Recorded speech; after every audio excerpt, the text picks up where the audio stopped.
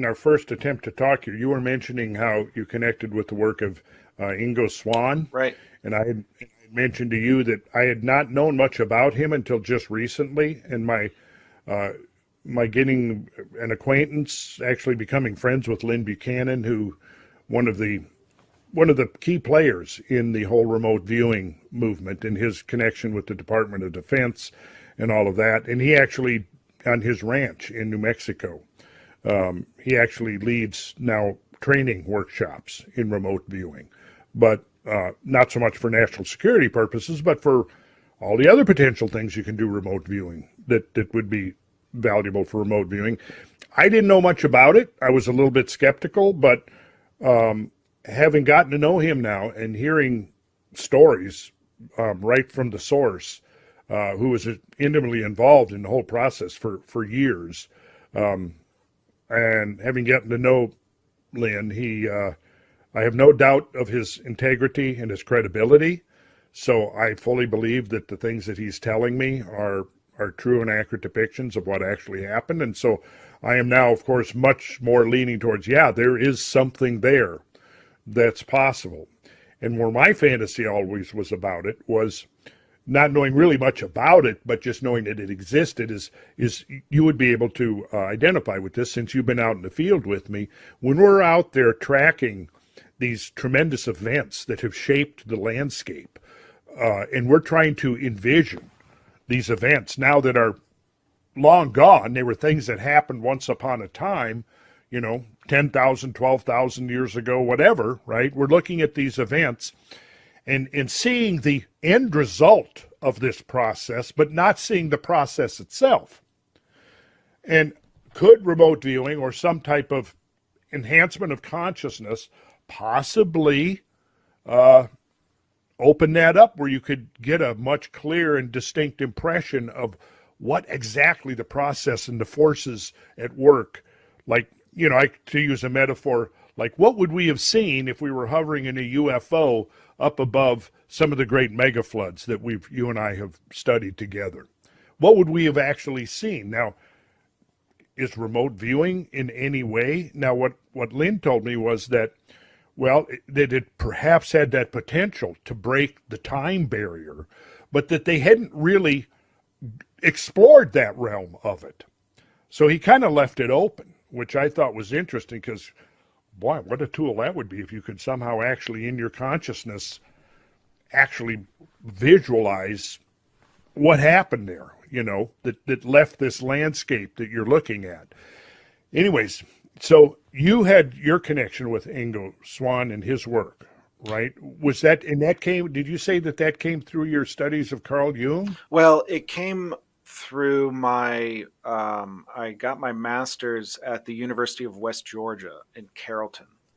And that they have a really interesting program there. It's a humanistic psychology program. It's one of the only in the world that does that. And so, among other things, I got to study Jungian psychology, Buddhist psychology, parapsychology, in this rigorous academic setting, which was really awesome. The other thing I did there that was one of the main things I did was I worked in special collections at the library where I was an archivist for Ingo Swann's personal research files. That was it. Okay, yeah. And so I spent 2 years working on this. It was, I want to say over 200 boxes worth of stuff. And I wasn't the only one on it. There were a couple people that kind of passed through the collection. But the part that I got a hold of was kind of the most difficult part and kind of, I felt like the real kind of inner sanctum of it. And it's a weird story because the truck that was transporting the boxes to the library got in a wreck. And so everything got scattered. And Ooh. normally when you're an archivist, you want to preserve the collection because even if it's all out of order, that's part of the collection. That's the way the person kept it. This is the messy folder they kept it in. That's part of the story that's being told and that you want to preserve. For this, we had kind of an abnormal situation where we needed to impose a little bit of order on it because everything got scattered to the wind in the truck when it got in the wreck. And all the stuff that got scattered was his, like, all of his writing and his personal notes and some of his like most personal stuff. And I worked on his correspondence and I worked on all of that. And so I had to really go through it in detail and kind of figure out how to kind of piece the puzzle together.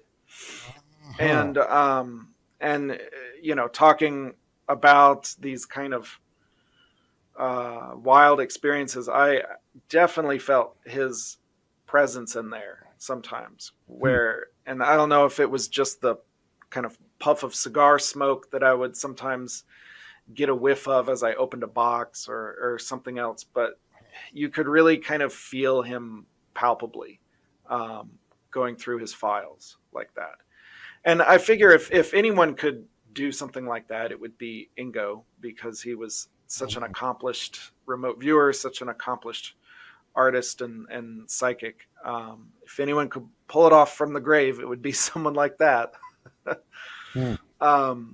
So yeah, I spent, and this was, it was another one of kind of call it a larger synchronicity with the way it all happened, because I didn't know any of this was at West Georgia, and then I started I started my program there, and then learned that it was there, and asked for a job, and got it, and then when I first started reading his stuff, I just kind of immediately felt this connection with him where I felt like I kind of understood what he was trying to do.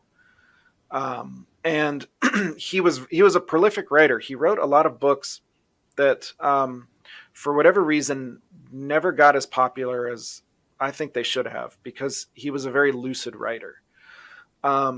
But one of them was, and this was a manuscript that we found when I was working in there. It was called Psychic Literacy. And this was really kind of a remarkable manuscript where he was essentially trying to map the entire landscape of the potential of human consciousness. And for someone who had done so much work in not just remote viewing, but prophecy and precognition and dreaming, and he kind of touched everything at some point in his life. He was trying to put all of those things together and give this grand overview of what human consciousness is capable of. And so we got that manuscript published. I edited it and put it together, and we published it with his niece, who's in charge of his estate. And so that, you know, that work too also really, it was another thing that really kind of changed me, because you can dabble in these things and kind of get impressions of like, whoa, did I just do that? Like, did I just have a psychic experience, or did I just have some sort of precognition or something? And it's one thing for you to kind of sit there with yourself and try to work with it and try to figure out whether or not you're tricking yourself.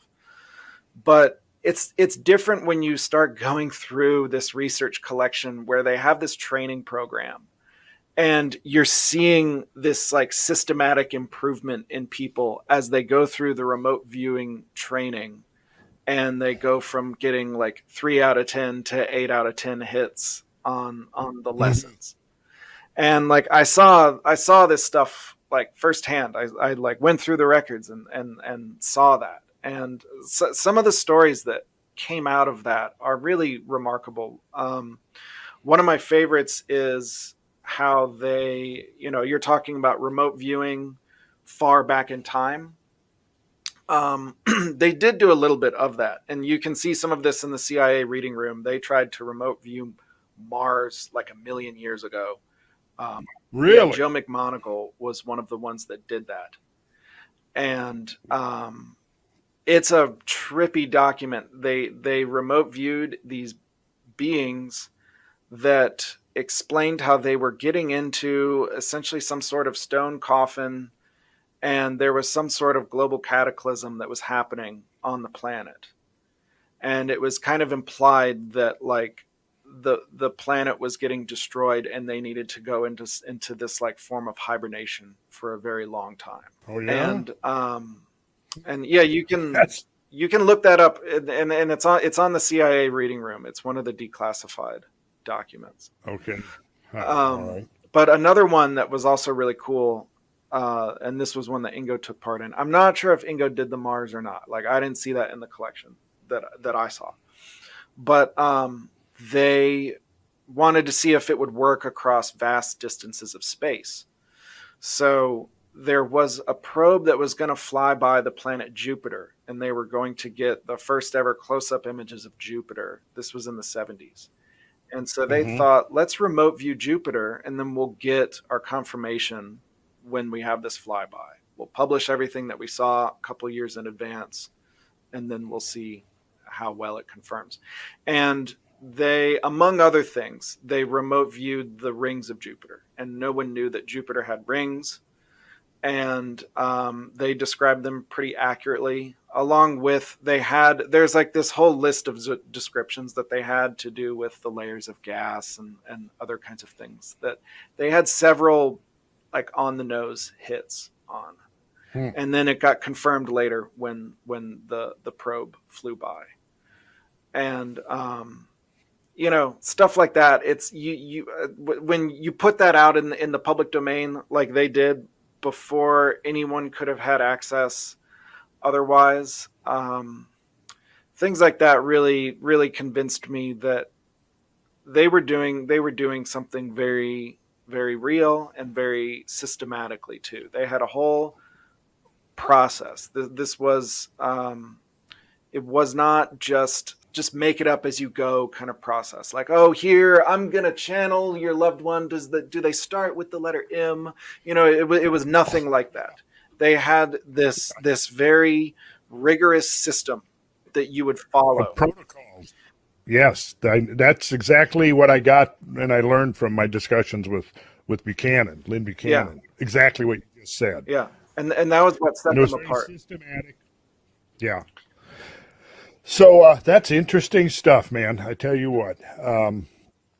So uh, I should get, I should introduce you guys That would be great. That'd be really to. cool. He's right down there in your neck of the Yeah, woods. yeah.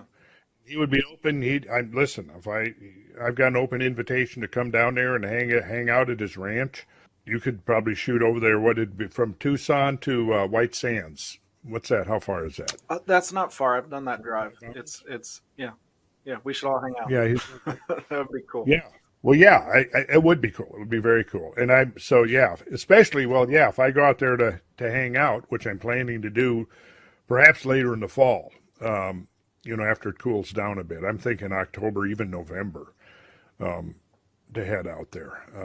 So yeah, that'd be awesome if you could join us and anyhow. So why don't we segue into okay? So to bring it up to a little bit closer to the present, you then at what Right. point did you move? Did you move to the University of Arizona? Right. And Well, where did you pick it up? yeah. So once I finished my master's at West Georgia, I wanted to keep pursuing academia, and I got into the University of Arizona, and I started working here right before the pandemic started in Hmm. 2019, and so it was an interesting run to.